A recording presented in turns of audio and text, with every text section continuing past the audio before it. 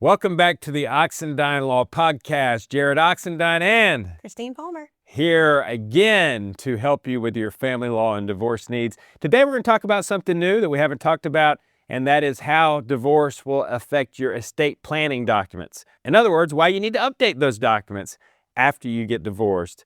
So Christine, first thing I want people to know is that if you already have estate planning documents in place, so let's say you've got a life insurance policy in place and you've got your spouse named as a beneficiary on the life insurance policy, or you've got your spouse named as beneficiaries on financial accounts, beneficiary on your will.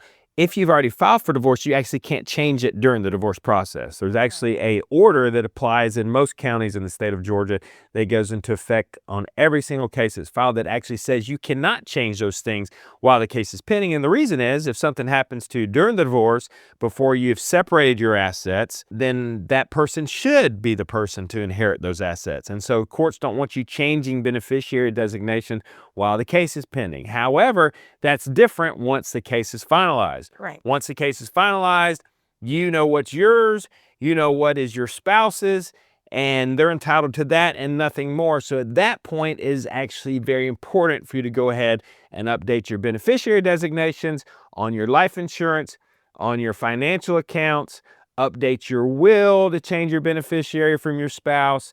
Some people have financial power of attorneys where they've designated their spouse to be able to make decisions for their finances if they can't do so on their own. And then healthcare directives. They've designated their spouse to make medical decisions for them. Once your divorce is finalized, you can and should quickly update those.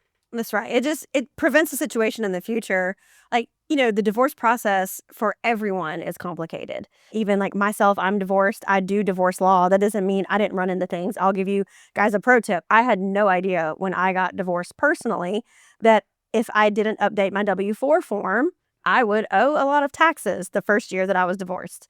And that's because they were withholding me at a spousal income, dual income rate. So just a lesson I learned the hard way. There's just a lot of things that you don't think about. And I think you fight so hard you're going through all the bank accounts and all the bank statements and everything. And you got marital balance sheets and the numbers are going back and forth. When you get done, you just want to exhale and you want to be done. But there is that last step of waiting until it's final and then making sure that you have properly updated every beneficiary, every POD on a little checking account, bank account, update all of that. Do get your new will in place and your new healthcare directives, power of attorneys, anything that you need to update and get those in place. Because what you'll run into, even though a divorce may, and the word is may, have severed some of those ties, you don't want your children having to find out the hard way through probate court if it did or did not successfully sever the ties. So whether it's to go to your kids or another family member, or if you do intentionally want, for some reason, a former spouse, let's just say that your children are very young and for a period of time you want to keep that life insurance in this kid's dad's name or the kid's mom's name, just make sure that you've updated it in the proper way so that they don't just have carte blanche. At least they're the beneficiary for the kids. So there's a lot of contributing factors that you need to consider. In our settlement agreements, we always include that clause just in case as the extra protection of safeguard that your spouse is waiving any claim they have in your estate. In most settlement agreements, some attorneys miss it, we don't. But even if that's in your settlement agreement, you still want to update these things. And here's an example I'll give you.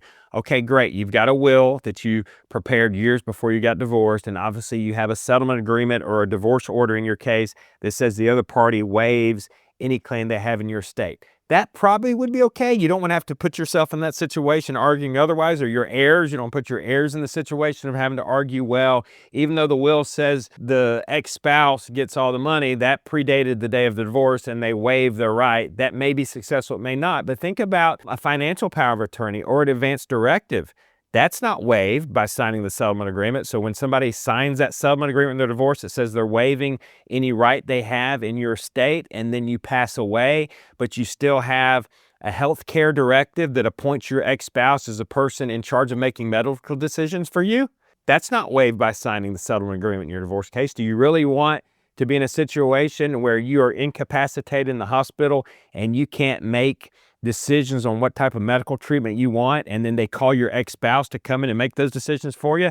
That could be a little scary depending on what your relationship is with your ex-spouse. So that's why it's important to be safe, not sorry. Update all your beneficiary designations, life insurance beneficiary designations, financial account beneficiary designations, update those wills, update those financial power of attorneys and the healthcare directives, and you'll be good to go.